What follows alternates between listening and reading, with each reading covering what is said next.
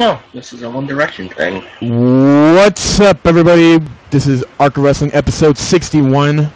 We are here live over at Arc of Wrestling. What? Not our. Well, I was about to say fucking website. We have a site. We have a site now. Breaking news. Welcome everybody. You can catch us live right now. Twitch.tv/Arc of Wrestling. That's where we stream live every Monday night now after Raw. So it is official. We're going on Mondays. For right now because that's what looks good on my schedule. Cool. Yeah, we're here live, episode 61, right after Raw. We're here with Mike. Yo. Strike's eating right now, apparently. Maybe he could jump in and say hi. If not, that's fine. Or not. Or not. Oh, there he was. Whatever. Fuck Strike. Joker, say hi. What's up? Jonesy. What up? And our guest for tonight, he does a podcast called, sorry, messed that up already. A podcast called Cards Subject to Change. Jason. Yeah, we're asked on the Cards Subject to Change. Cards Subject to Change is the network, but yeah. Network, alright. And you want to plug your stuff a little bit, and we'll plug at the end of the show as well. Okay, yeah, I'm on Asked CSTC on Twitter. The show is Asked, which is on blogtalkradio.com/CSTC, and that's the Cards Over to Change network. All right, sweet. I'm not sure if Mike went over what we do. We're gonna pretty much be going over Raw, go over some news, maybe talk about TNA for a little bit because I know we haven't talked about TNA in a couple weeks because we've been having some schedule changing. We didn't know when to talk about it. So. Oh, let's get this podcast started. We start off Raw tonight with a rather awkward Cena promo that led with the primetime players coming out. Was it as awkward as the one before the Royal Rumble? No, it was just like a regular Cena promo building up to the match. But what felt awkward about it is that you know that Rock's not going to be there. You know he's not going to be making appearance and working a feud with Cena until next week. So it just felt very flat, which causes the primetime players to come out and make it seem a lot more flat. The primetime players suck, by the way. I'm just putting this out. Especially, what was his name? Pancake Patterson? Yeah, Rufus Pancake Patterson. Yeah, Rufus Pancake Patterson. He came out looking like a Medea character or something. I wasn't really sure what was going on or why he was dressed like that. I thought maybe Titus O'Neil got promoted to the WWE Raw janitor because he's wearing those overalls. I mean, I have no idea. I still don't understand what any of that meant whatsoever. I just want to know if is that his new gimmick? Are they actually be turning him into something like that? Tyler Perry wrote his material. He even tried going on with a lisp. Like it just sounded bad. How is this supposed to be good build-up for what's supposed to be your main event match? Didn't he call him his nephew too? He called him his Darren Young. What the fuck was going on? Was he on goddamn dope that night? Yes. The writer must have been goddamn high writing that show. Probably. Be a star, people. But yeah, this led to a match with Darren Young, and they went to commercial right before the match started, and when we came back, Cena hits the shoulder block, goes for a 5-knuckle shuffle, and finishes off with the attitude adjustment. Right when you come back from commercial. It was great, wasn't it? It was like, just, okay, we're about to start the match. Oh, we're back from commercial. Match already ended. Sorry, folks. People on TV can't get shit. shit. Gets a lot of the shit that he gets. I mean, you literally have a match with him last like 30 seconds, 90 seconds, and you're like, what was the point of that? No, it's not. This is the reason why John Cena gets shit. This is why the feud with John Cena and The Rock gets shit. John Cena can't work with The Rock because he's not there, and The Rock is getting shit on because he isn't there. And he's not even fucking, half the time he's not even holding the WWE title when he's out promoting his movies. Yeah. Well, did you hear the idea that I had at this point? I think that we should just get like one of those like clunky 1950s robots, give it a TV head, and just let The Rock's face appear on it, and have that wrestle John Cena at WrestleMania. Oh my God, that is brilliant. While The Rock just talks shit to him from the TV. Hey, John, how you doing? I'm over here filming a new movie, and I've got the WWE title. You're gonna fight this robot, the Dwayne Bot 5000.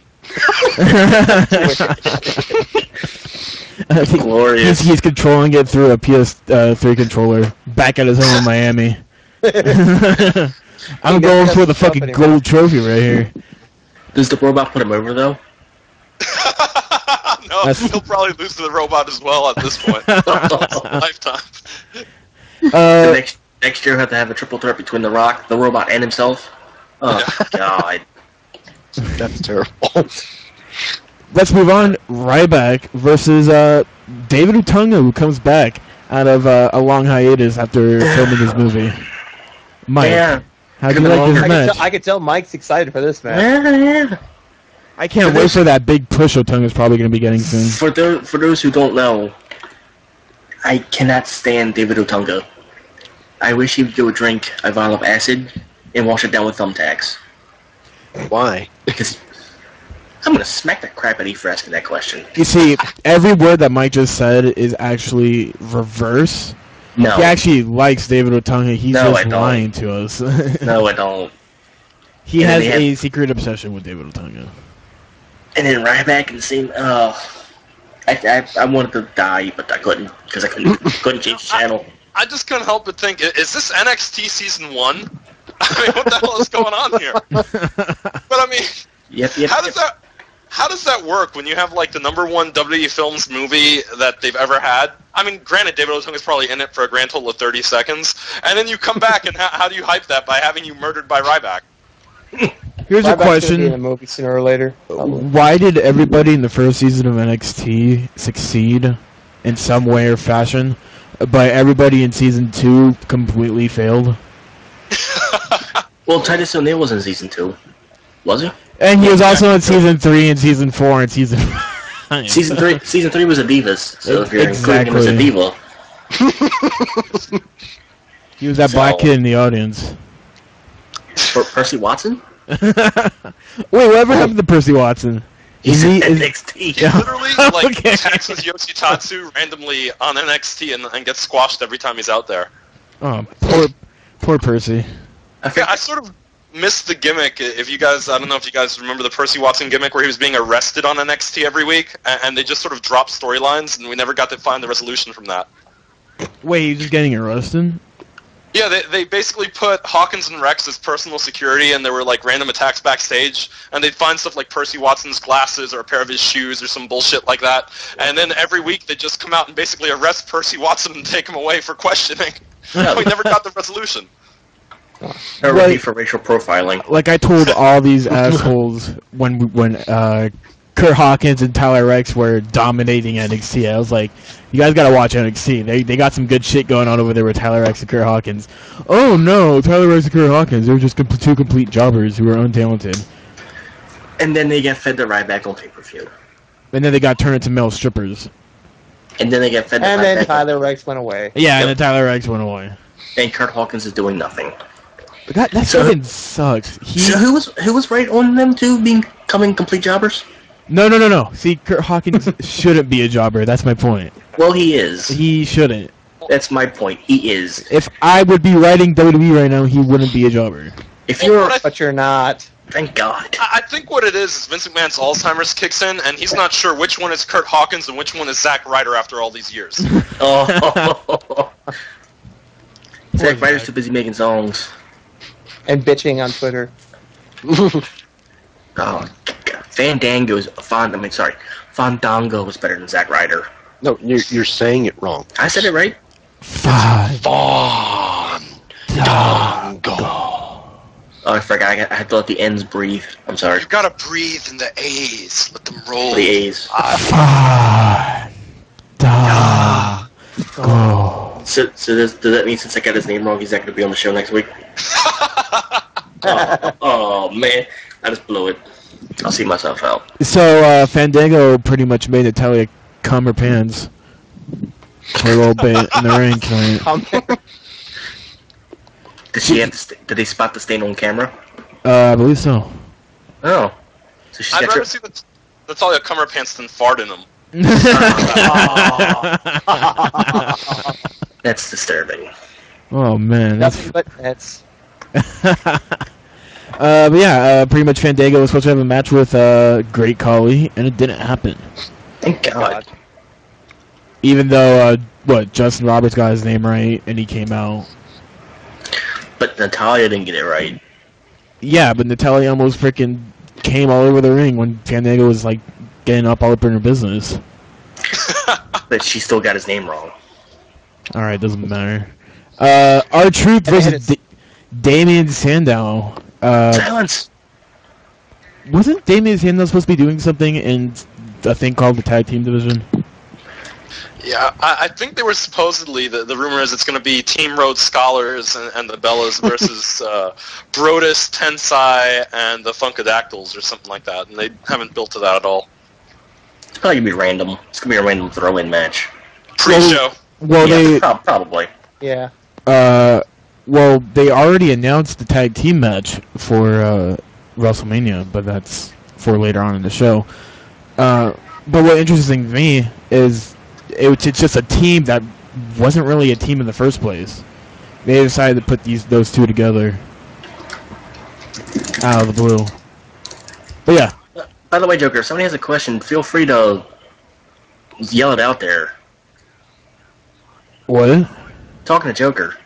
Yeah. He said somebody has a question. Just read it out loud. What's the question? I told him to ask the question, but he didn't say. You interrupted us for that? Alright, let's move. R-Truth versus Damien Sandow. So, pretty much, quick match. Nothing really happened. Damien Sandow left the ring. Winner, count out. R-Truth. You're welcome. Here's the thing with Damien Sandow. He should be the World Heavyweight Champion right now. No. He shouldn't, but he should be going that direction. He should be the World Heavyweight Champion. No. I want an intellect as a World Champion. Where was Antonio Cesaro on this show, sir? Well, this is like the first Raw he's missed in, 6 months? That's a great question there. But we are 3 weeks away from WrestleMania. Shouldn't he be in some form or fashion be on that show? He'll probably be on SmackDown. They haven't built to anything with him. I mean, they even took away, the Miz was in this Intercontinental title match, but the Miz was the highest contender for the U.S. belt. So I don't even know who we're putting Cesaro up against at this point. Who are we putting Wade Barrett against at the beginning? For Mania? Yeah. Because I remember he was feuding with someone, and then Miz came back. Bo Dallas? That's fucking right. Forgot he was even fucking wrestling. Fuck Bo Dallas, man. Fuck Bo Dallas, shit. See, Bo Dallas is that irrelevant you don't remember who he is. I didn't even remember that there Isn't he that retard with crossed eyes? I'll be completely honest, I missed every single promo or match that Bo Dallas was in with Wade Barrett. For some reason, I never got to watch that live. Whatever they did on Raw or SmackDown, I never got to see. So I don't even remember Bo Dallas being on TV. You're a better person for it, believe me. Exactly. I mean, Mike Rotundo, their father IRS, could take a shit, and the shit would have more talent than Bo Dallas. Well, at least one of his kids doesn't have Down syndrome. Speaking of that kind of family, where's Bray? I was about to say Wade Barrett. Where's Bray Wyatt? He's still in NXT. He teased 3 months ago that he was going to be debuting sometime around this. Yeah, but every NXT guy says that. Corey Graves says that every week. I don't think any fucks are given about him either. I mean, but Bray Wyatt, on the other hand, I think he's stuck in terminal hell feuding with Bo down on NXT. Are they still feuding on NXT? Yeah. I've been jumping back and forth on NXT, and it's been somewhat interesting to watch. I think the most interesting part is Bray Wyatt and his family with Luke Harper and the big redhead guy, Eric Rowan. There we go. The thing I hate with NXT is when you get called up to the main roster, you're not supposed to go back down. Yeah, that's true. Except if you're Bo Dallas. They felt sorry for him, so they wanted to send him back down. I think it's sort of confusing too that characters sort of change from NXT onto Raw. For example, you got Biggie Langston as a heel on Raw and SmackDown, but you have him as the #1 babyface on NXT and their champion. You had Rollins as a face over there. Then Reigns was being treated like some super blue chipper guy, and then bam, magically they're the Shield, and we're going to forget everything we were doing on NXT with them. So it makes it kind of confusing from a consistency standpoint. Yeah, because they like consistency. Yeah, well, it's WWE. Obviously, they don't. It makes sense to Vince McMahon and his work brand. Well, Triple H is in control of all the NXT product. Yeah. Even creatively, Vince McMahon has no say in what happens in NXT anymore. It's all Triple H. And honestly, even though I don't watch the show every week, every time that I do watch NXT, it's some of the best product that WWE puts on. Has Big E lost the NXT title yet?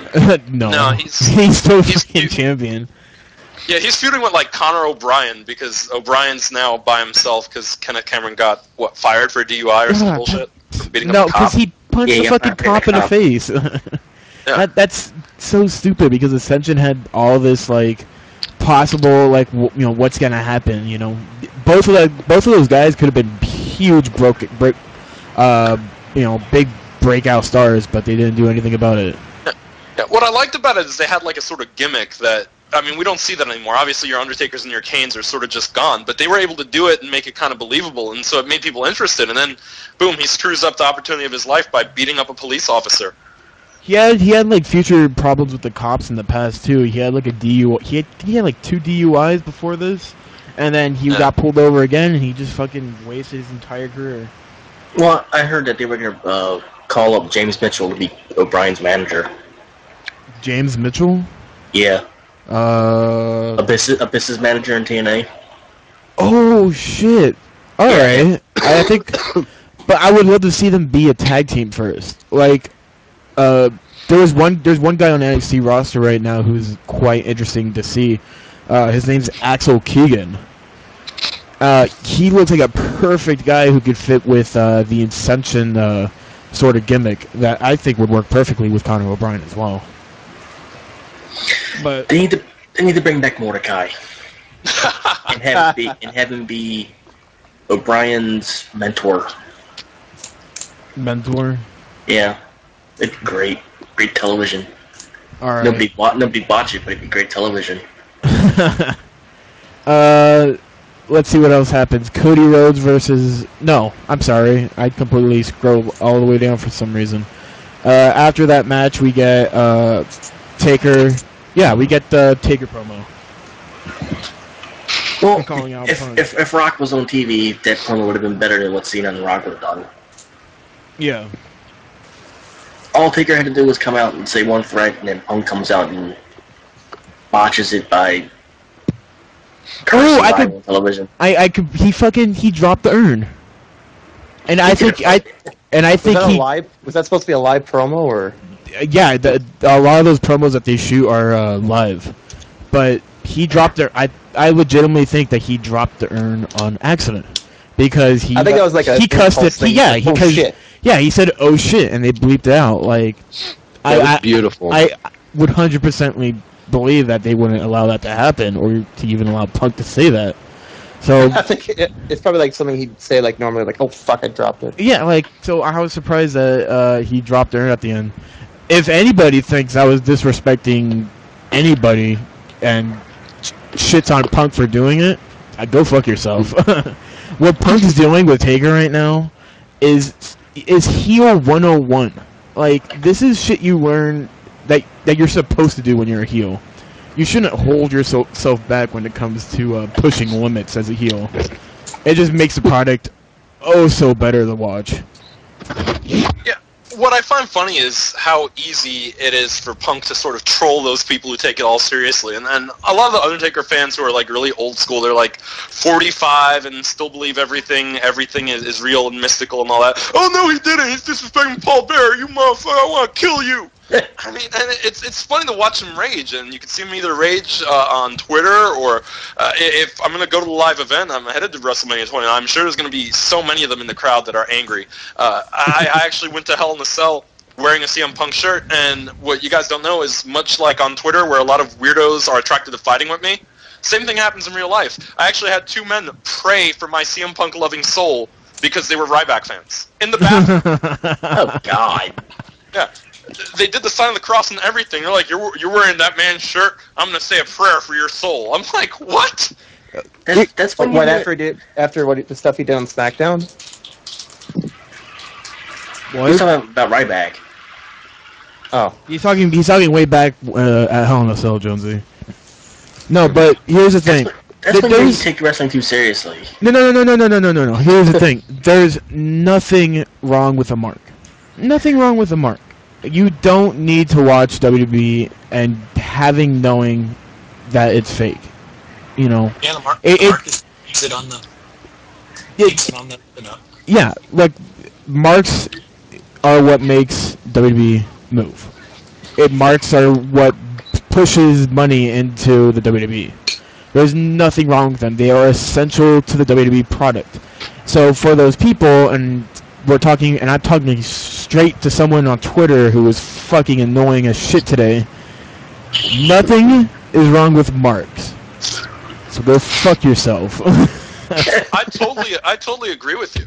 I mean, because that's half the fun is you've got the marks who believe everything is real, and you have the smarter wrestling fans who know it isn't. But I mean, for me, part of the fun is watching them get all riled up and pissed off, and sort of ruffling their feathers and pissing them off further just by being opinionated, and that's fun. I mean, that's half the fun of it, in my opinion. If you don't like marks, frankly, I don't know how you like the Attitude Era, because the Attitude Era was filled with goddamn drunk marks on a constant basis. A lot of those people, I mean, you had a lot of the regular wrestling fans who knew what was happening, but a lot of those people were going to those events to get drunk, to yell at people who are beating the shit out of each other, and to watch just amazing crap happen in the ring. You know, that a lot of those people were definite marks. And just because today's marks are a lot younger and they're kids does not mean you should shit on them. By the way, speaking of marks, remember the guy I was arguing with earlier? Yeah. He just said he thanked everybody who tweeted his tweet about Triple H being done for real on April 7th. So, yeah. Yeah, I mean, there's just some people who take the business too seriously, but for those people who, know it's fake but doesn't care, and they watch it just be entertained, I respect you. I don't respect the ones that think they go over the top and go, oh, he wins because he did this and this and this. If they're gonna cut themselves because CM Punk or John Cena lost, then you really shouldn't be taking it that seriously. Take it as seriously as watching The Walking Dead or Breaking Bad. Watch it like those shows because, yeah, WWE's totally stupid at times. If they're cutting themselves for that, maybe they'll slit their wrists and then they'll die. Let's not be as stupid as Justin Bieber fans. And cut for Cena. Yeah. Oh God.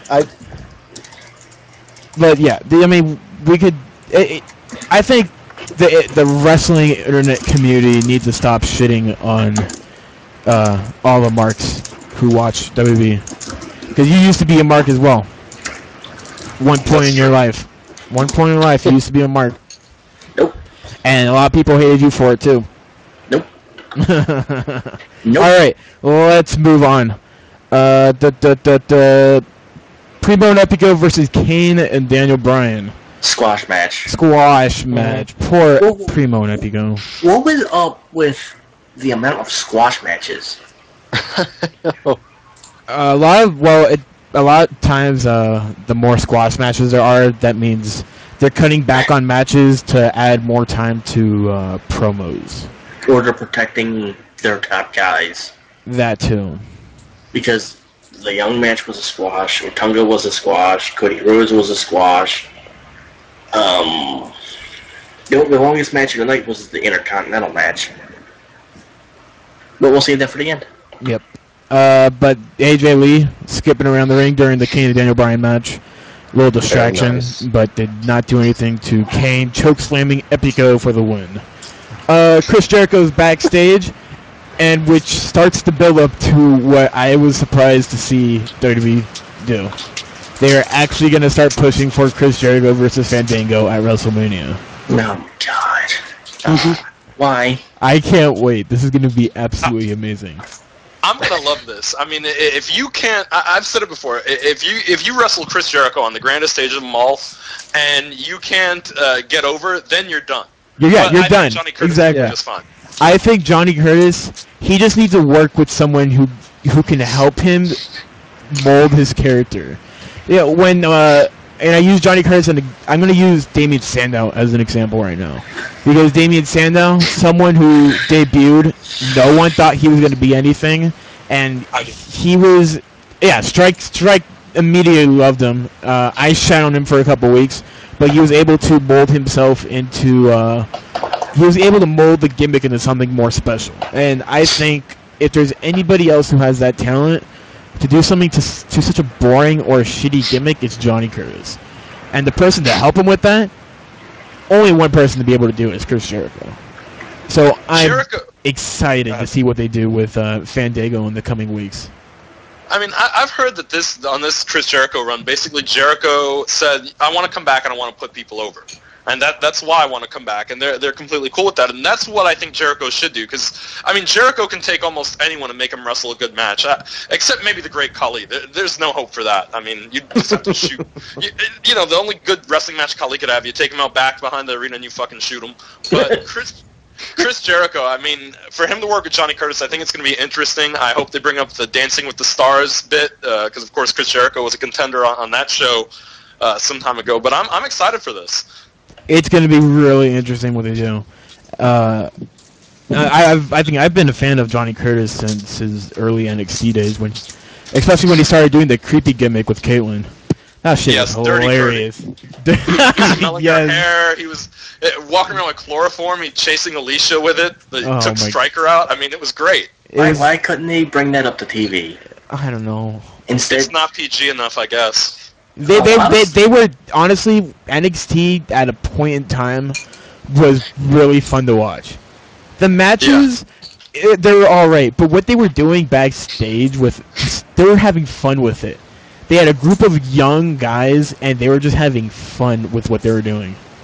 The popcorn trick, you had Titus O'Neil and Darren Young trying to get Tamina in bed with like a potted plant. Titus telling Darren that if he wants to get a woman in bed, he has to take her to McDonald's. I mean, really going on NXT. You had Derek Bateman asking Maxine if Johnny Curtis did the popcorn trick on their date. I mean, I'm like, this is PG. I guess they were paying attention to this. They were writing so much good shit, and I wish they had I wish they still have the writers for the NXT, because they could just easily implement that for Raw, and it would be a great show. Isn't Dusty Rhodes the head writer for NXT? Now he is. He wasn't before. I remember he was. No, wait. Who was the head writer for NXT in the beginning? I don't fucking remember. At the beginning, I think it was WWE writers, but then it slowly turned into a less big thing. But the people who were writing it, when it started becoming smaller and smaller, were writing some great shit. Like, it didn't seem like WWE writers were writing it. It seemed like a completely different creative team was writing NXT at that time. And they were just writing funny shit all the time. Even McGillicuddy, believe it or not, was showing some charisma. He gets on the booth, and then he basically says something like, "Oh, Tyson Kidd thinks he's a good wrestler because someone left him on Brett's doorstep in 1982." I'm like, holy shit, what does he say? Yeah, he's like looking at Maxine, he's like, "She's hot, look at what she's wearing," and he's like creeping on her too. I'm like, holy shit, when did McGillicuddy grow a personality? One of the best feuds that year was McGillicuddy versus Tyson Kidd. They were putting like 5-star matches every week on free television to like 16-minute matches, just shocking everybody when they were watching it. But no one wanted to watch NXT because it just became a joke. But they were putting on so much good shit. Think about everybody. If everybody was watching NXT at that time, Derek Bateman, Johnny Curtis, primetime players, all of them would have been a lot bigger than they are right now. Tell you that they would have been on main television a lot quicker if people were watching those seasons. Well, they're supposed to be bringing NXT back to television anyway. Yeah, but in its current form, I don't know if it'll do as well. It's very hit or miss. Because I mean, I like some of the matches they're doing on NXT, but they don't do much in the way of storyline anymore. And I think the previous NXT had the right mix of it. Yeah, but the thing was with the old NXT, it was the matches weren't so long. But when they wanted to build up for a long match, they had a long match, and they're gonna have a damn good match.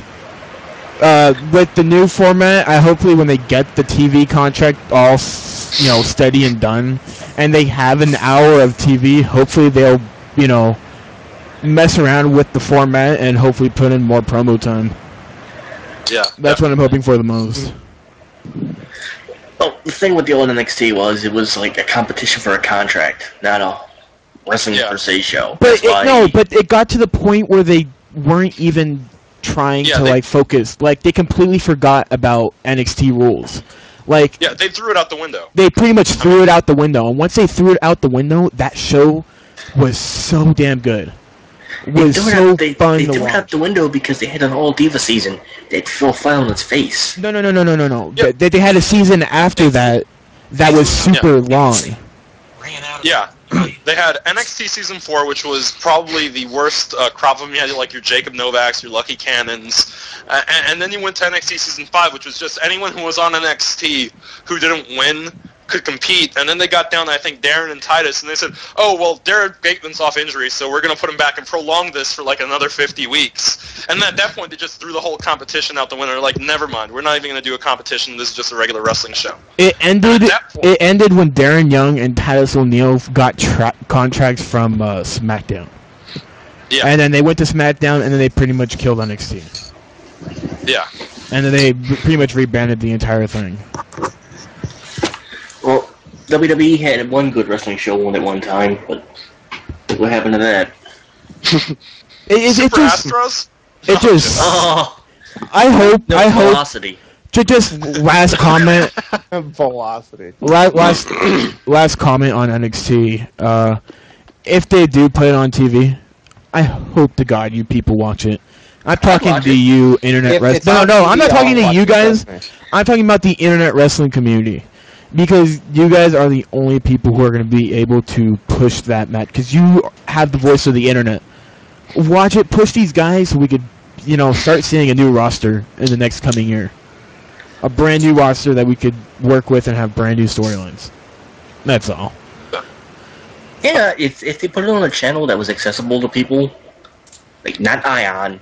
I don't like Ion. Like if they put it on. They should Wednesday. Watch it. They should. I don't get CW. No, they should get like Channel 13 back. Channel 13. Remember when they were doing SmackDown on Channel 13? You mean CW? Is that CW now? Or UPN? UPN. You do UPN. UPN is a lot better than CW.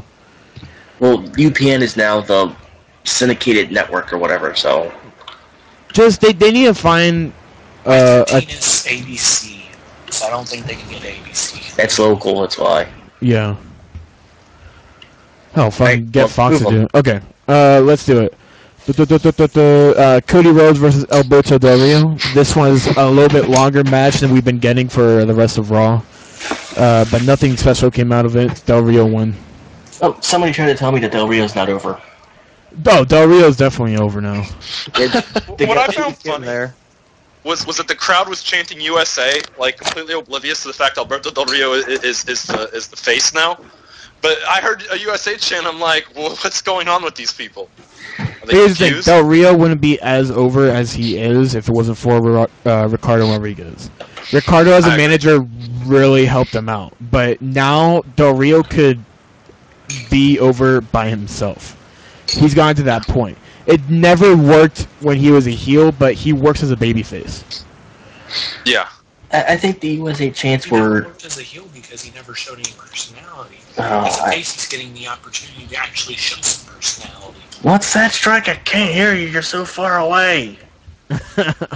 Well, like, one of the things a lot of people don't realize or know about is that Del Rio was a babyface almost his entire career in Mexico. Like, I think the United States was his first run as a heel. So I think when you think about that, I think he understands how to work as a face a lot better. He seems a lot happier just...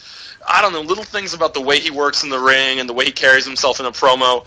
It felt like when he was sort of floundering as a heel the last few days before they turned him, there just was nothing there of substance. He just didn't seem to be convinced in himself either, and it just showed in everything he was doing. Well, Sin Cara was also a face in Mexico, and he was super over, like legendary status. Yeah. And he's the same gimmick in the States, and he's over, but not to ungodly status. I want to see him say Fandango. Since he can't talk, since he doesn't talk. Oh, God. Here's the thing. I think nowadays, after the Rey Mysterio era, it's going to be near impossible to get a luchador over in the States. Well, let's think about it. I mean... If you think, look, get Sin Cara and see if you can get him over for what the gimmick he has right now. I can name off a bunch of guys in Mexico that could probably get over in the States if they were given the chance to. But with the mask on or with the mask off? With the mask on. With the mask on, okay. I don't know. I couldn't think of anybody who could get over with any mask on, especially after the Rey Mysterio. Well, there's a dude in AAA right now who's like the Hogan of Mexico, and he's super over, and he's like in his 40s. Yeah, look. What someone's saying in chat right now, El Generico. Well, we don't know if El Generico is wrestling with his mask yet in WWE. Generico would be one person I'd see getting over, but then again, he's not really a luchador. He's a generic luchador. Yeah, I guess. It's what his gimmick was in Ring of Honor. He was a generic luchador.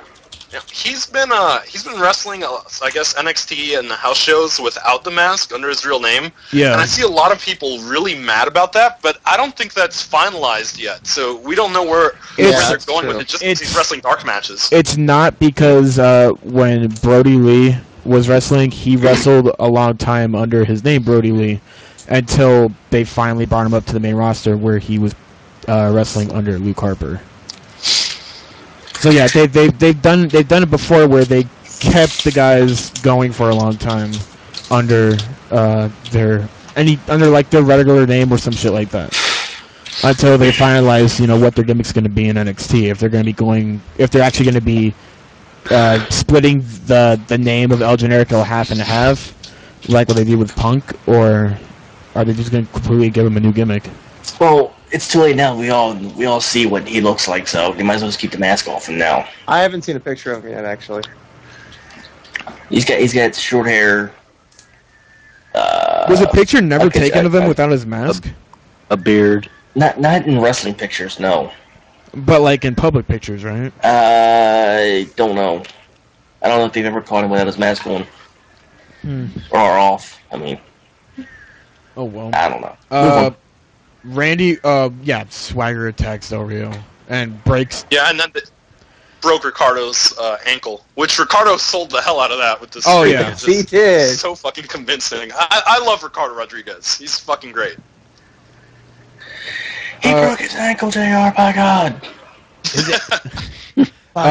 Randy Orton and Sheamus versus 3MB. Oh, you mean Team We Win versus Team Get Buried? The Super Friends? Yeah. That's basically what that was. But before the match at Elimination Chamber, who had the job of the Super Friends? 3MB. Pretty much what happens is Shield comes down after the match after Sheamus and Orton won. And they're about to get, outnumbered until Big Show comes out. And then later on in the night, Vicky Guerrero announces that they're pulling Ryback out of the triple threat match. I mean, the six-man tag, and they're going to be throwing him in a match with Mark Henry. Yeah. So there's a spot open now in the six-man tag on Randy Orton and Sheamus's team. Who's that going to be? Probably the Big Show. most likely is going to be Big Show. It's going to be the fucking Big Show. I've heard about run-ins in wrestling before, but what I saw out of the Big Show, I've never seen a jogging before. But his slow ass forever hit the fucking ring. I'm like, he looks winded already. It's just funny to watch Big Show make a save because it's going to take him like 5 minutes to get to the ring. He's building up momentum for that WMD. It's going to send him flying. Oh God. Kofi Kingston versus Dolph Ziggler. Another match we've seen again and again and again and again. I'm kind of getting tired of seeing it. In an interview recently, Kofi Kingston was talking about how his next run in WWE, he's going to be trying to go for that main event spot. Kind of laughed at that entire. Yeah, Kofi Kingston. He says that he wants to be a main eventer now. Put him on SmackDown. I mean, I don't ever want to see him versus Dolph ever again because when the mid-card belts were on the line, whether it was U.S. or Intercontinental, these two were fighting each other week after week after week after week to the point I'm just sick of it. They can wrestle each other in their sleep and probably know every move that they're going to make. I mean, I literally just went up and went to the bathroom at this point. Quick question. They wrestled again tonight? Yeah. Yeah. I remember their entrances, but I don't remember the match. Nobody does. No one did. Has Jack Swagger lost a match since he debuted? I mean, since he came back? Nope. Nope. No. I don't think so. Not one. Has he even? No. He's wrestled a couple matches, I guess. Anyways, he wrestled Jericho on SmackDown. St. Carl on Raw and a couple matches like that. After the match, Kane and Daniel Bryan come out on stage. Bryan congratulates Ziggler and Big E for getting them on the same page finally, and they pretty much say, "We want to fight you at WrestleMania." AJ makes the match for WrestleMania for the tag team titles, and Daniel Bryan and Kane accept. So we're just getting this tag team match after legitimately like 2 weeks of build up. And they're gonna build it up more, but I can't wait for people to complain how Ziggler has a tag title match, but he's not cashing in. He's probably going to be cashing in at the end of Mania, especially if they lose. I don't understand why Ziggler fans are so angry about it. I mean, he's on the card. That's better than not being on the card, which is where he was prior to this. Yeah. Exactly. They almost had nothing for him to do. He went from wrestling Jericho to almost being put in the title match with Del Rio if Swagger got fired, to doing nothing. But oh my God, no! He can't be in the tag title match. No, God, no! Make it stop. What would you rather him do? Be in the pre-show Battle Royal? Ziggler fans are as bad as believers in many cases. In many cases, they are. I mean, they get angry anytime Ziggler is not cashing in for the title. I mean, I saw some of them throw Ricardo death threats a few weeks ago when he stole a briefcase and ran up the ramp. Like, no, fuck you! I hate you! Like, all over Twitter, I'm like, really? You guys are just really pissed off about this Ziggler thing. Mexican is stealing his stuff. Yeah, he did a good job! Smarks can be as worse as Marks. Yeah. It's kind of stupid at times. Like, they'll make fun of Marks for going total apeshit when Cena wins, but then they will go apeshit if like some of their like favorites lose. Like, you just buried Daniel Bryan, and they rant for 5 hours on the internet. I don't understand. It's very give and take. Very with the news. He was on a winning streak for 3 months and he lost. Why is he being buried? I love CM Punk and what he did as the WWE champion, but so many people just had a hissy fit when he fucking lost the belt. And it's like, we just had the longest title reign in, 25 years? And CM Punk had it, and you're mad because The Rock has the belt now? Now, sure, he doesn't show up all the time. That's kind of annoying. But at the same time, they gave us what we wanted for a very long time. Sometimes you just have to take it until you get something else coming down the pipe. Well, The Rock's title run is only a bridge between Punk and Cena anyway. That's true. That's true. That's all that is. That's why people are mad about it. Because they wanted Punk to go to Mania and defend the belt. If Rock was on TV every week, and if he did the WWE run longer than we're going to be getting, then I probably would have had a little bit more respect for The Rock beating CM Punk. But if all you were going to do was give the title to The Rock just so Cena can win it, like, what is that saying for what you think of The Rock? Yeah, that's true. It's just, the whole logic going behind, who should be in the main event in WWE right now is just stupid. Like, the World Heavyweight Championship is getting more action than the WWE Championship. That's true. But, I've always looked at it this way, and maybe it's just me, for years, I've always felt like the Undertaker match takes precedence over the titles. Because a lot of the time when you're at WrestleMania, after that Undertaker match, you have nothing left for the title matches. You're like, I don't even care. I'm out of energy from watching the Undertaker's match. So I still feel like, in a way, CM Punk is main eventing it by fighting the Undertaker more than twice in a lifetime. Well, if there was a rumor going around that Undertaker's letting Punk end the streak, and I said a few weeks ago that if Punk the Punk Taker match main events, he's winning. They wouldn't have Undertaker main event and not lose. Now, here's the whole thing about Punk winning against Taker. If Taker wants someone to beat the streak, who do you give that to? You give it to an up-and-comer who can do something with it. But what kind of up-and-comer? Are you talking about like an up-and-comer like Wade Barrett where he's just sitting in the mid-card? Or do you give it to someone like Punk who's been in the main event, who still has another good 5 years ahead of him to work with what I would have said Wade Barrett back during Nexus. That's just way too early. He especially since after Nexus, he did the core thing, and then you never heard from him ever again. If they continued the Nexus angle for longer, and they made him more dominant to where Barrett even took over SmackDown and became World Heavyweight Champion, then I would probably be like, yeah, maybe it's time to even continue to push Barrett more and more until it's almost unbearable to watch him. But for how quickly they dropped the Nexus thing and then move on to the core, it completely diminished his entire look, I think. No, they kicked him out of the Nexus. They took him out of the Nexus. Because WWE thought that they could do better with Barrett, and then they completely destroyed everything. What would have been best for Barrett was that you kept Nexus about 4 months longer. Don't make it too long like what's happening with Aces and Nates, but make it long enough to where you can show their dominance. Well, apparently Aces and Nates is the best thing in wrestling. It's better than the Shield, guys. I don't know if you knew that or not. But yeah, triple threat match, Intercontinental title, Miz, Jericho, and back to Barrett. that. Best match of the night. Was it best match of the night? I wasn't. I paid a lot of it. I paid half attention to the match. It went 15 minutes. It was a pretty long match. I think it was, especially was the longest match of the night. Yeah, it's the best match of the night. And Wade Barrett was barely seen for any of the match. Yeah, he was out for half of it. So Dallas jumped in. Yeah, but Wade Barrett won after Miz hit the skull-crushing finale on Jericho. He won cleanly. I was surprised. Yep. But he waited outside the wing until... He still won cleanly. He didn't cheat to win. Wade Barrett wins. He retains the Intercontinental title as we move on to the last segment of the night for Raw. Triple H, Brock Lesnar contract signing for WrestleMania.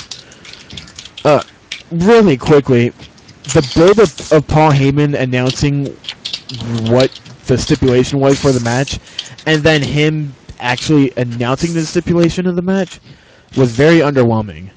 Because he built up a lot, and then when he said no holds barred match, I was like, really? That was the build up for you could have just said street fight and people would have understood it a little bit more. What's the difference between a no DQ match and a no holds barred match? What's the difference between a no holds barred match, a DQ, or a street fight? It doesn't. Half the time, street fights don't even occur on the street. The only difference is one is named after a movie with Zeus and Hulk Hogan in it. It really has no other difference except for just that they're different names. Can I say the part with Heyman on the table That was the worst. That was the worst gay porn they ever Heyman put out. did a Ever. terrible job blading. It was boring. Like he was just slapping around Heyman for like 3 minutes. I was like, this is all you're gonna be fucking doing. Am I the only one that wanted Stephanie to be on the line after all, and was disappointed when they said she wasn't? I was like, wow, Stephanie's really gonna go through loser this. kid, Stephanie. Wait, how does? Let me ask you this question: how does Paul Heyman and Brock Lesnar have the authority to put Triple H's career on the line? They can have Paul Heyman. They can have it put in writing. But how do they have the authority to put Triple H's career on the line? They didn't say which career. Yo, he said his career. The idea, I believe, is that if Triple H agrees to the match, they can name anything they want as a stipulation. Yeah, that was the idea. If he agreed to the match, they got to name the stipulation after he agreed. But how do they have the authority to put the man's career? I can understand like a stipulation like he has to wear a chicken suit for the rest of the year or some shit like that. But his entire career. That's TNA booking. Don't confuse the two. but like his entire career. Stephanie on a pole match. Yeah. It's WCW booking. You're getting way out of hand, sir. Bring back Vince Russo, please. You bring up a good point though, because it's just weird booking. Because in WWE, just because your career is on the line doesn't mean your career is over. Look at the whole Vince McMahon is out of power thing, and then he comes back and he's like, "Oh, I'm back. By the way, Triple H, now you're out of power." It's like, wait a minute, you were just put out of power like 3 months ago. Yeah, it's like it never makes any sense. And he came back. It's like, oh, here's the boss. Like, no. Don't even fucking get me started on TNA. It was like no. Triple H is the boss. We'll get started on TNA. And then he comes back out this. and overrules Vicky Guerrero. Yeah. And it was like, you're just not general manager of Raw, but you're still the CEO. I'm like, what does all of this mean? Didn't make any sense. WWE logic. Well, then again, I think the board of directors has more power over the CEO or whatever. Yeah, I'm just waiting for WWE in its PG form to reveal that the board of directors are in fact the Muppets, since they had this whole crossover fascination. Hornswoggle is every board of director. Hornswoggle is all of them. Yeah, I know, right? Beaker was anonymous for all GM all along. But all right. So that's how that McMahon or never mind. Forget it. I was hoping the stipulation I had a stupid was. joke in mind. I thought the stipulation was going to be WrestleMania 29 starring Brock Lesnar with him all over the graphics on every time that we saw him. People power. Yeah. Here's a quick question for all you guys. What would you have liked for the stipulation to be for the match? 3 stages of hell or a Lion's Den match. I would have gone for 3 stages of hell Channel too. from hell. Yeah, Especially if like 3 stages of hell was like Last Man Standing as like the last one, and they also had like Hell in a Cell and some other one. I haven't seen a 3 stages of TLC, hell. Hell in a Cell, Last Man Standing. Yeah, there we go. Is Punjabi prison still an option? I hope it is. I hope it is still. Nah, we need a barbed wire rope match. What about electrified steel cage? They could have gone with the barbed wire match. Paul Heyman is here. What was that match they had in? What was that match they had in WCW with the 3 cages on top? The Like triple tier cage? Yeah, they need to fucking that back. They would have to build a super tall structure that would cover the ring for that. They wouldn't be able to do that. War games with just Brock and Triple H. If they wanted 3 hours. If they wanted to do it realistically, you do a first blood match. You Well, throw out the That's what I was hoping. I thought they were going to be announcing like actual first blood match because Heyman said that I was watching this tape over and over again, and that was the same tape that Brock Lesnar got busted open. Like The black and white tape. Yeah. oh shit, is he actually going to be fucking announcing first blood match? Yeah, you throw out the PG rule for that one match. You just have a first blood match. You don't have to actually be busted open. You can just have a small cut. Since it's pay-per-view, Little kids, turn away for this match. What's right? Since it's pay-per-view, do they have to be PG? Yep. Oh. I thought they could change it up if it's a pay-per-view. Nope. It's still all the same. It's still TV ratings. All right, let's give a rating for Raw then. How about Jonesy? You start with your rating. I kind of enjoyed it. How about a 7? A 7. All right. Strike. I only caught the last hour, so I'd say a 6.5. Okay. Ryan, are you in here? Yeah. All right. What's your rating? 7 Pancake Pattersons out of 10. Joker? I guess a 7 out of 10. All right. Mike? 6 Screaming Ricardos in terror out of 10. Jason? All right then. All right, sweet, Jason. That's cool. I think I'd give it like a good 7. I wasn't really. I was expecting it to be a lot better, especially the stuff with Punk and Undertaker. But I was pleasantly happy for what I got. Pancake Patterson was still the best part of the night. All right. Maybe a 3-hour Fandango. Oh, there it is. Oh, there, Jason. How about you give us your rating for Raw? Oh yeah, I was gonna give it a 6. I'm sorry, I was muted Alright. so I don't want background noise to drive you guys crazy. Gotcha.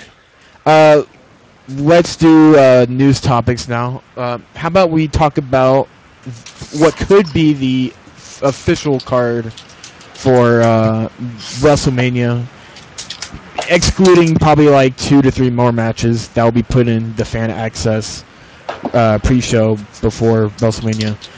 WWE title, John Cena, The Rock, World Heavyweight title match, Jack Swagger versus Del Rio, WWE tag match, Dolph Ziggler, Big E Langston versus Kane and Daniel Bryan, Triple H versus Brock Lesnar, no holds barred match, CM Punk versus The Undertaker, Randy Orton, Sheamus, and Big Show versus Dean Ambrose, Seth Rollins, and Roman Reigns, and Ryback versus Mark Henry. We could also expect something with Brodus Clay and Tensai, and probably the women as well. What do you guys think of that current card right now? So like, if Cesaro gets a match, can he do the UFO? I hope so. The UFO. The Cesaro UFO? You mean the giant swing? No, when he puts the guys on his shoulder and he And spins around. spins around, and he's not even holding on to them. Oh yeah, it's pretty impressive. Oh, we forgot heard one more thing. I'm sorry. Booker T was announced as the Hall of Famer for 2013. Oh my god, how the hell did we glaze over that? We just completely, I was That's like, part of that whole entire thing. wow, he got announced for the DM? How did we miss that? What? Why was he... Why? Okay, here's the thing. I always thought Booker T was going to be inducted into the Hall of Fame with like a WCW cast of Hall of Famers. Like, I thought he would be inducted the same year, like they would induct Sting, or they would induct, any other WCW guy like Chris Jericho or some shit like that. Why would he induct? Why would he? Isn't he like the first WCW guy to get inducted? Is he? No, there's been a couple other before him.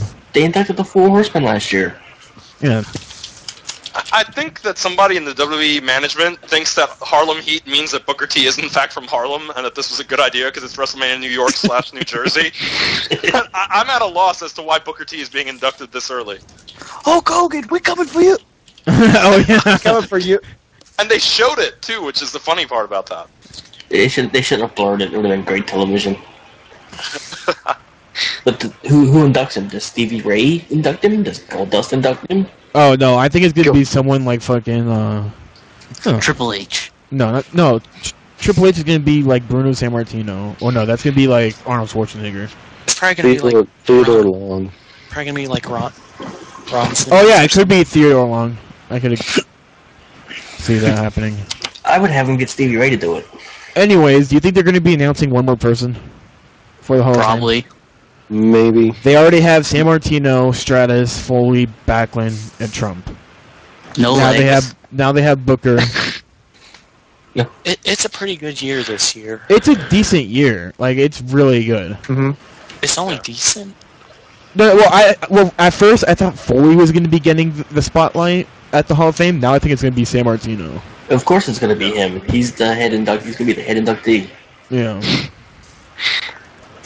But I thought they normally did the the first person they announced that was the head. That's what I thought too, but again, it took him a while to get Bruno Sammartino to actually agree to the Hall of Fame. That's probably part of the clause too. That was probably part of the negotiations. That if Bruno goes in, he has to be the marquee name when he gets inducted. That's what I think it's definitely going to be because of Madison Square Garden and all that shit. Is the Hall of Fame ceremony at Madison Square Garden? Yep. I think so. There you go. That's why. Dutch Mantel, the person who is working as Zeb Coulter right now, apparently he is writing everything. He's the head writer for their current feud right now. He has to get everything. He has to get everything approved, but apparently everything that he says during his promos and shit like that is everything from his little brain of his. Well, that little brain is genius. Yeah, that little brain is very racist. It's very racist too, but it's also genius. Rob Conway, you guys remember him? Yeah. He is the new NWA World Heavyweight Champion. Because the NWA is still a thing. Because people still care about the NWA. He beat Kahagas at NWA Outlaw Wrestling event in San Antonio, Texas. How many people do you think actually showed up to that? 100? 200? Maybe. I'm surprised Rob Conway still exists. Yeah, Well, I was surprised to even hear his name winning a title. He exists in the NWA. It's all that matters. Apparently. Stone Cold Steve Austin doing a new podcast called The Steve Austin Show, where he's going to be talking about beer, boobs, and beer. No, he's not. But he's going to be talking about current events and pro wrestling and hunting and MMA and movies and beer. And beer. And beer. And beer. I'm gonna have to listen to that. It'd probably be a good. It's going to be really interesting. Be a good listen. Yeah. Other news. Sends email. Can you think of any other news? Madison Rayne is pregnant. My queen. You know, I have to say that Madison Rayne is fucking brilliant for this. I mean, if you're not going to be used by TNA and probably going to be fired, why not get knocked up? Now they can't fire her without looking like douchebags. That's fucking smart of her. Didn't they fire Jackie Haas for being pregnant? They may have. I'm not sure. What was it? TNA was having problems recently with not paying their talent because they're wrestling 2 shows, but they're only getting paid for 1. Yeah, they're doing two Impact tapings. Yeah. When they do the live one, they tape the next one right after. So you're only getting paid for 1. So they're not getting happy feedback from the wrestlers because they're not getting paid what they should be getting paid. And they can't work indie shows either because most of them do television now. Yeah, anything with a DVD library you can't work, apparently. Yeah. Anything with TV, DVD, pay-per-view you can't do. Which sucks for them. But that's what happens when you're an indie company yourself. UFC president Dana White. Sorry. I just saw this. I thought it was fucking amazing. Dana White said in an interview that Vince McMahon wanted to fight him at either UFC or WrestleMania. And then he declined because Vince is too old. Holy shit. What kind of fucking fight would that be? Isn't Dana White a legit boxer? Is he? I think he is. I'm sure that he knows how to wrestle MMA. Because Tito Ortiz challenged him to a boxing match one year. I wouldn't be surprised if he's fucking fit and built to kick ass. Dana White blades. Oh god, I think Dana White doing a wrestling match would lower himself. Pretty much he said, Vince wanted to fight me. Swear to God, called me up and said, let's do this. We can either do it in a UFC or let's do it at WrestleMania. And I said, you are crazy. I would have done it. That would have been insta money right there. If Vince McMahon can wrestle an old stroked out wrestler, he can wrestle Dana White. When I mean stroked out wrestler, I mean Bret Hart. Was that a wrestling match? Yes. I didn't know that. Neither did they. What else, Mike? is there in the news that I I can... just found something. MVP has released a soundtrack. Oh yeah, he has like a some song. rap song No, nobody cares. that he's doing now. Nobody cares. Jimmy Uso got arrested, another DUI, for the second time. I love that guy. At least you didn't hit the cop.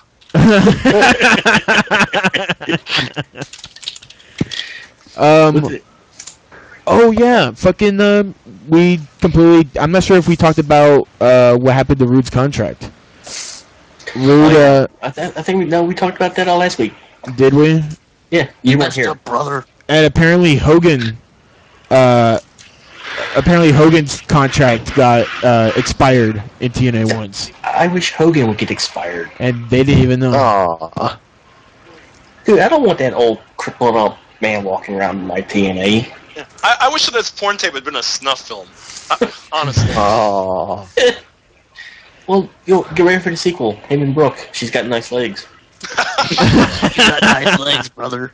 She's got good legs. I'm waiting for him to accidentally take a picture of Bully Ray's calves and put them on the net. Oh, God.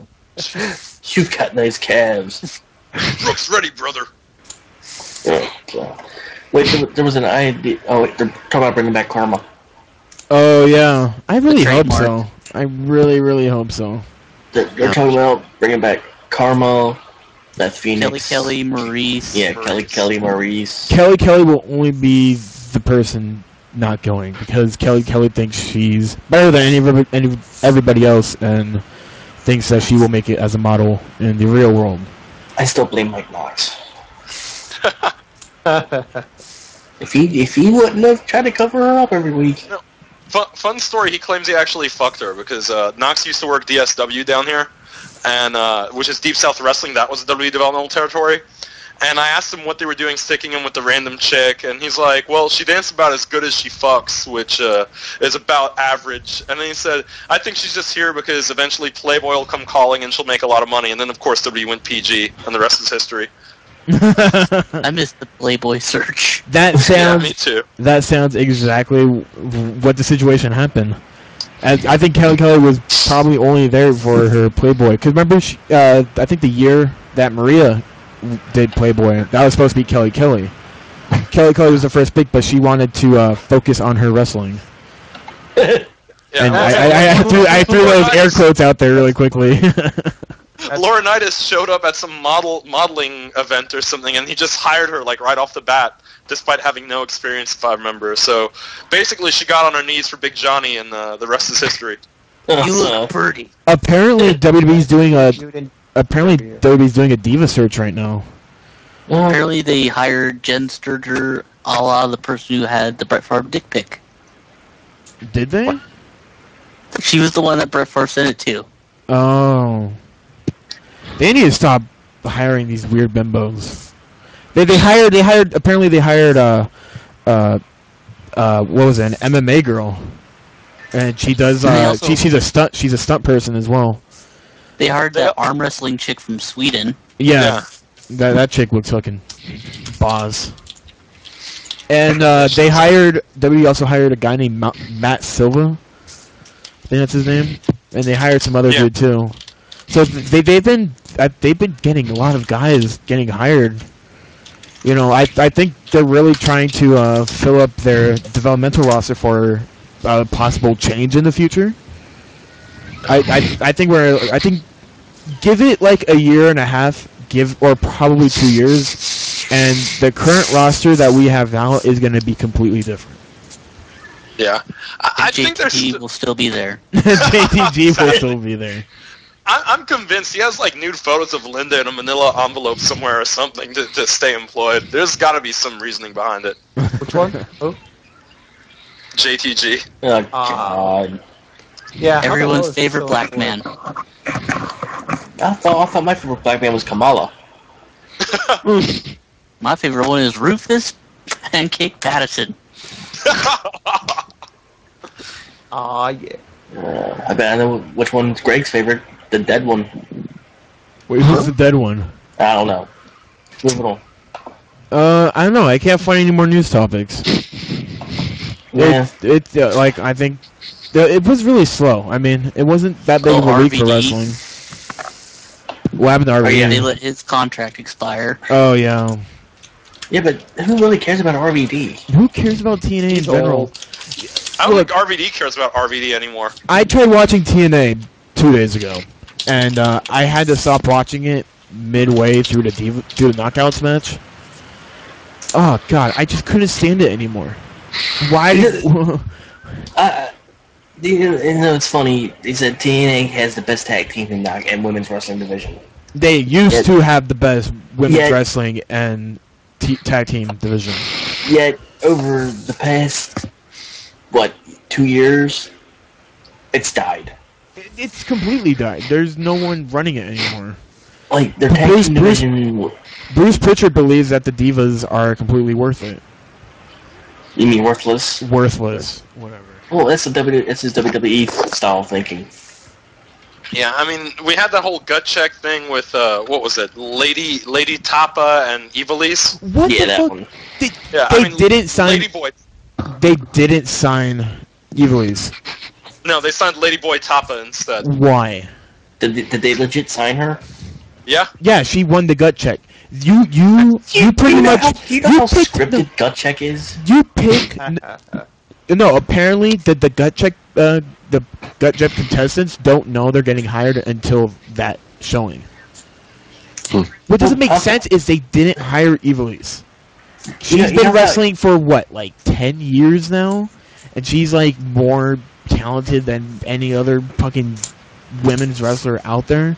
And you pick the girl who's only been wrestling for 12 months. You know how gut check is scripted? The first one they did when the British guy had his match, and he wasn't supposed to win, and Flair went off the script anyway and told him yeah, and they were forced to sign him to a contract. that was great. That's how you know gut check is scripted. Joey Ryan, he was getting his contract anyway. It was just put into the storyline. With Al Snow for some reason. Yeah, I don't see gut checked. I can't say it correctly. The stupid thing as legit. I just can't see it as legit. And haven't all of them pretty much, other than Ryan, been OVW talent? There's only two people who've been hired by the gut check thing who are actually decent, and that's Joey Ryan and Taylor Hendricks, who's still in fucking OVW. Yeah. And I'm thinking she was in OVW before. She was. Right, there yeah, you she go. was. She's still in OVW. And the thing with the British boot camp, one of their guys won, and he's only been on TV twice. And they completely didn't even they had the Blossom twins on there as well, and they're under Blossom twins are in OVW. Yeah, they're in OVW. So why'd they even get a gut check challenge in the first place? I mean, you know it's not legit if all of the guys and girls are going to be under contract anyway. Like the thing where they had like over 500 wrestlers sign up. The one dude was a sex offender. Was he now? Yeah, he was a registered sex offender in the state of Florida. And TNA didn't do a background check and let it slip through. Said they had to kick him out. That sucks. TNA is stupid anyway. But TNA is the best company around, guys.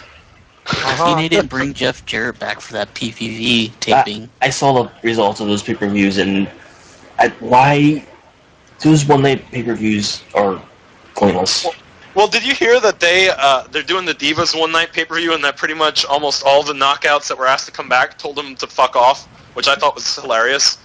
The three that came back were Trinity, Mia Yim, and Jillian Hall. And Jacqueline. Jacqueline came back for dope. But like Angelina Love, Sarita, Rosita, Winter, all of them were like, no, screw you. Tracy Brooks. Yeah, Tracy Brooks. Because, I mean, when you think about it, when you're paying these ladies in pesos and then fire them unceremoniously because they didn't take a contract for even smaller amount of pesos, no wonder why they don't want to come back. Well, one of the knockouts they asked to come back actually attended TNA, but as an audience member. The one that was suing him? Was it the one that was suing him? What, Daphne? Yeah. Daphne, yeah, she was actually at that pay-per-view, but as an audience member. She was protesting it from outside, though. Oh, was she? Why would you... She had a sign that said, "I'm here independently." So. Never mind. Logic. Logic. Well, Yeah. I think she had a lawsuit going on with him. She did, but she lost it. Oh, she lost it? They settled. Oh. Because if she would have won, wrestlers would have got a union. We can't have that. Yeah, Jim Ross wants wrestlers to have a union or something like that. Yeah, if Daphne would have won, the judge was going to force the companies to start up wrestler unions. Are we talking about like Shamrock, Test, and Mankind in a faction? Remember that shit? the union.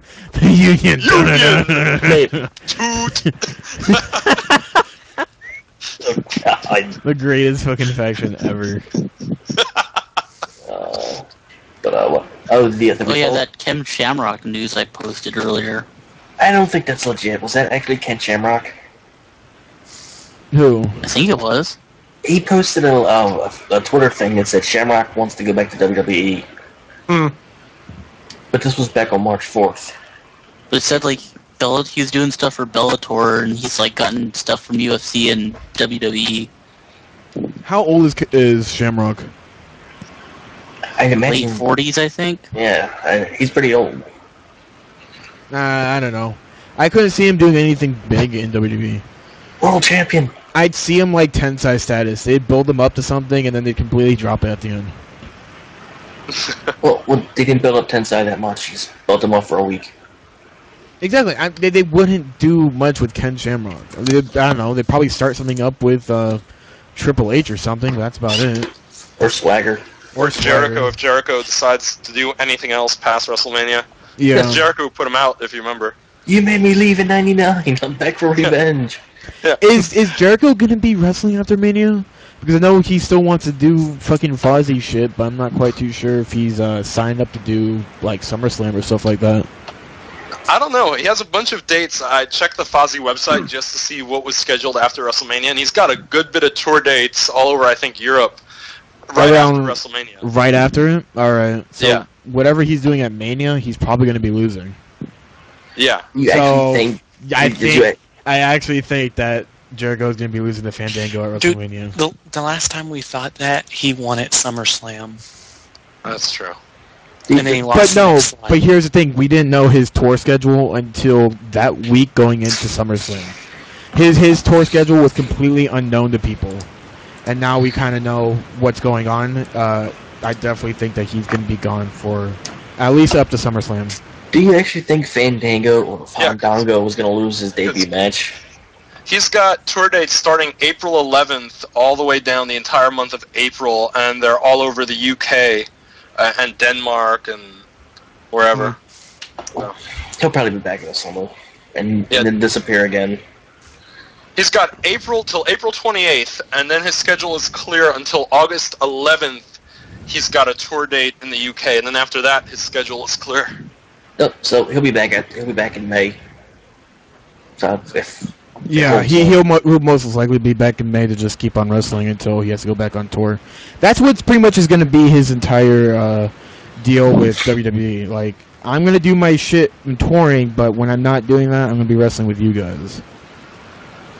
And I'm pretty sure they're happy with that, unlike The Rock. Yeah. Who has to miss everything because I'm more important than what I'm holding. Yeah. You know what ticks me off about it with The Rock, though? It's not just the fact that he doesn't show up, is that when he does show up, yeah, we get the promos, but we don't get him actually doing anything. I mean, he had that promo, I think, on SmackDown against Rhodes Scholars, and that was nice. But we couldn't, like, book a match in there against Rhodes or Sandow, and even if it wasn't a match where they were going to win, at least have a good, 10, 12 minutes. Yeah, he 5 minutes, he can't something. wrestle at all. He has to just be a fucking jackass and not showcase anything. Yeah. Well, I can kind of see the reasoning behind that. Because at the very least, he's the champion, and if he isn't there every week, or if he doesn't wrestle every week, it's kind of like a big deal. It's a bigger deal whenever he does. Like I said, the last time he was champion and he had a movie schedule, he was there from beginning to end. Well, I'm not saying I support Rock's shown up more than The Rock. When he was champion in 2002, he was there for 3 months because he was filming movies in between. And he went from King of the Ring and to SummerSlam. He was there every week. Why can't he do that now? You know what it is? He doesn't want to. Or He's the champion. He has to.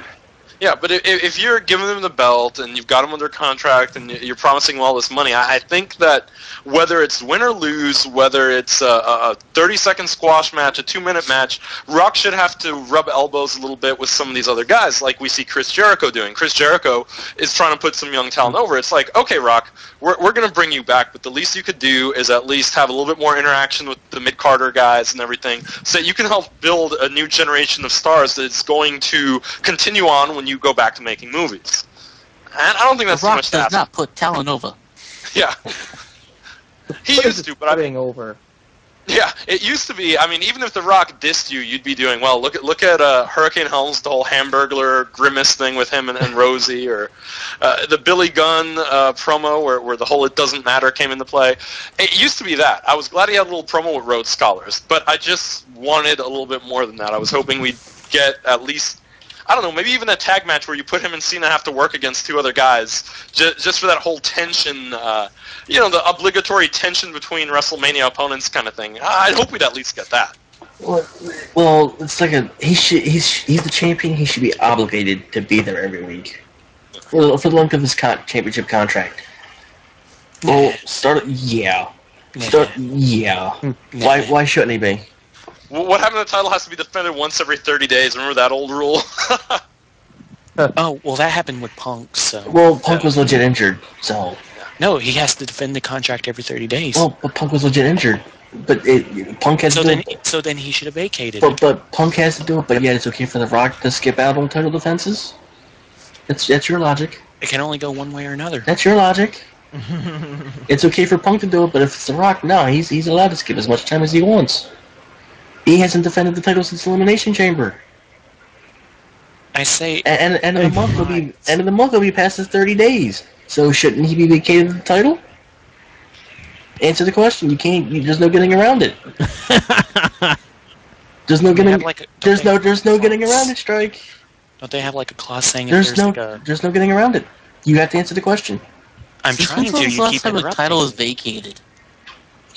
If you're gonna say Punk has to vacate it after 30 days, why shouldn't The Rock have to do it? Why should he keep the belt? When did they say that Punk's match would be? Was it after the 30 days or before the 30 days? It was supposed to be in the middle of December. But I'm saying, like, was it 30 days before or after they made that match? I don't remember. I think they made it, like, right beforehand or something, before the actual match. But you haven't answered my question. I'm trying to. You keep... Say yes or no. That's all I'm asking.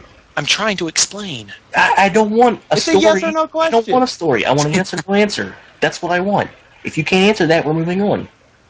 So I'm answering it, but you don't want me to answer. Move on, Greg. Let's move on. Okay, there's really nothing else to move on with except Pop, Flop, and Botch. We could do that then. End the show. Alright, guys, we're going to end the show.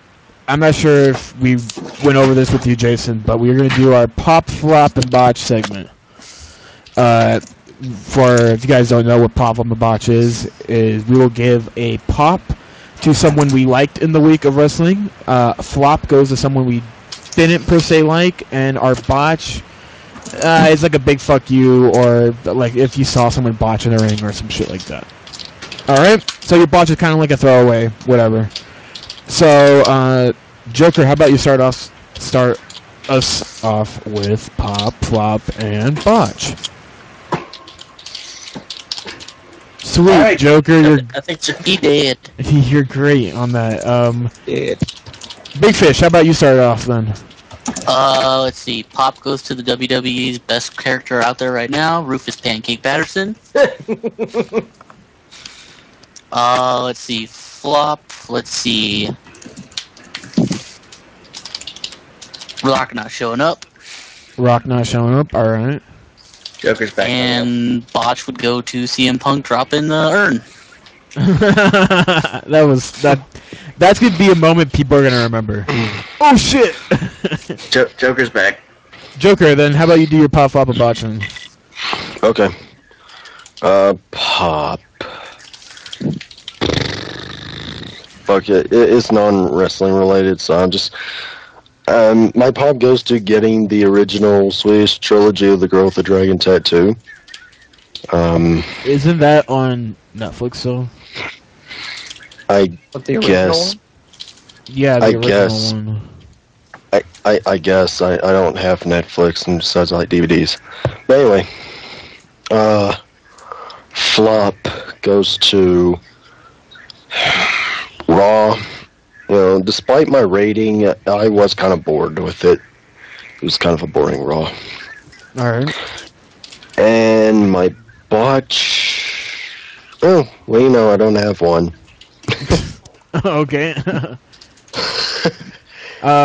Mike, pop, and botch. My pop goes to the Ring of Honor pay-per-view coming here in June. Awesome. Pretty excited for that.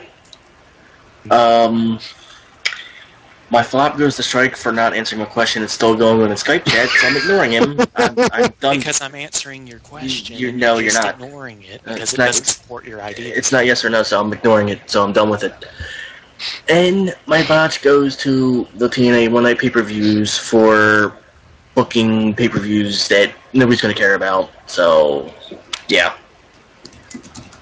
Alright, Strike, pop, and botch. My pop goes to Mike because he's stupid. My flop goes to Mike because he's stupid. And my botch goes to Mike because he can't read and take any reading comprehension. I'd like to change my flop.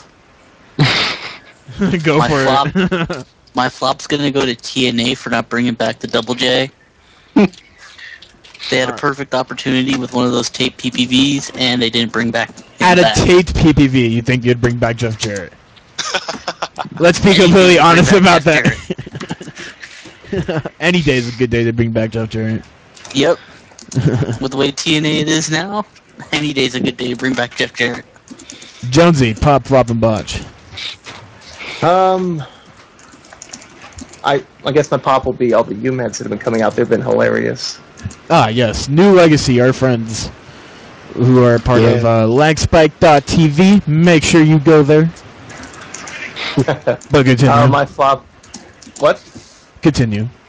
I thought you said Jimmy. My flop goes to Strike because he doesn't know how to say yes or no.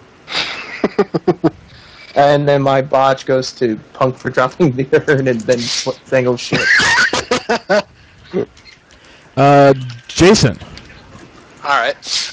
My pop goes to the full Fandango entrance because Yes. that was just amazing in every possible way. The gold 90s curtain, pyro. the light up outline of Fandango. It was brilliant. I loved every minute of it.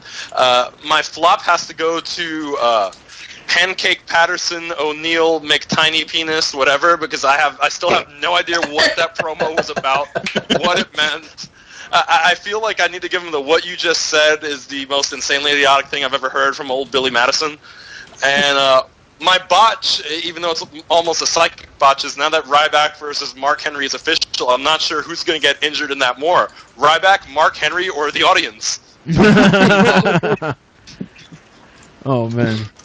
And Teddy Long's gonna get somehow involved with that and injure himself. I actually wish it was a Teddy Long bounce match where we just see how high Teddy Long bounces after a World's Strongest Slam or after the shell shock off the mat.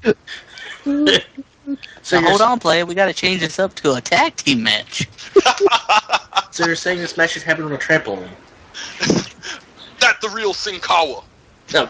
God. Alright, my pop goes to, I don't know. My pop goes to, Punk and Undertaker. I'm so really excited about what they're going to be doing at Mania. My flop goes to, I don't know. Oh, my pop goes to... Are you farting into the mic? No, my flop goes to, my flop goes to Fallout 3 for not working with the mods that I downloaded. It freezes 3 times in 5 minutes. Because I'm streaming, but when I don't stream, it crashes in random areas. It's like I told you the other day that the mod you had was probably not stream friendly. Yeah. And my flop, and my botch goes to, fucking Punk messing up, but making it look absolutely amazing. At least he caught it. Oh no, wait. He caught it the first time and then he dropped it the second time. He dropped. Because I remember when he first tried to pop it on his arm, he almost dropped it. And they had to cut away to Undertaker really quickly. I really loved that part. I laughed. I laughed so hard when that happened. He's a good juggler. They cut back to Undertaker and Undertaker was cracking up. He was trying to hold it, like he fucking knew, like, oh shit, fuck Punk, he's messed up. Yeah. You can tell they're just having fun with this whole entire thing. I hope they are. Even though it's like, this is like the most serious match of all like WrestleMania card, and they're just having fun with it. Why wouldn't they be? Especially it is Undertaker's last. But we don't know yet. So I guess that's it for the podcast. Aren't you gonna let Jason plug his stuff last? Jason, plug your shit one last time. Alright, be sure to check out jasonrivera.com where I write a bunch of random screwed up, messed up articles. Also check out blogtalkradio.com/CSTC, that's the Cards Over the Change Network. I do Asked on Wednesday nights at 10:30 p.m. Eastern, and Sunday School at 5 p.m. Eastern on Sundays, where we also talk a little wrestling there as well. Sweet, and all that information will be below in the video, in the information. So if you want to check out his stuff, it's great. You can go watch it and listen to it. It's been a good time. Thank you for having me, guys. Thank you for coming. If you ever want to be back, or if you want us on your shows, we would love to have you back, and we would love to be on your show. Awesome, that'd be great. Anytime. You can check out all our stuff. All our information will be below in the video, arcofwrestling.com. I just said that again. Mike, we need a damn fucking website. My boss was Greg for thinking we have a legit website now. ArcofWrestling.com. Hey y'all, come on down to ArcofWrestling. I think we have to make one. I think we have to make one just because I'm just going to be too keen of saying that too many times. Twitter.com/artofwrestling is where you can contact us if you want to be a part of our show, if you want to be a guest, or if you want to try out, be a full member maybe. We will always talk to you if you want to be a member of our weekly podcast, and you can check out all the rest of our stuff. We are starting to stream live occasionally now, so make sure you look at the channel and check Twitter. Make sure to see if we're live, because a lot of us here are getting equipment for streaming, and we're working better with it and getting more games for our YouTube channel and shit like that. So, yeah, all information is below. Catch us next week. What, we're doing it Monday again next week, right, Mike? It's if you want to. Yeah. Okay, Monday next week. We will catch you later, right after Raw. Same time next week. So, see you later, buddies. Same mark time, same mark place. All right. See you guys.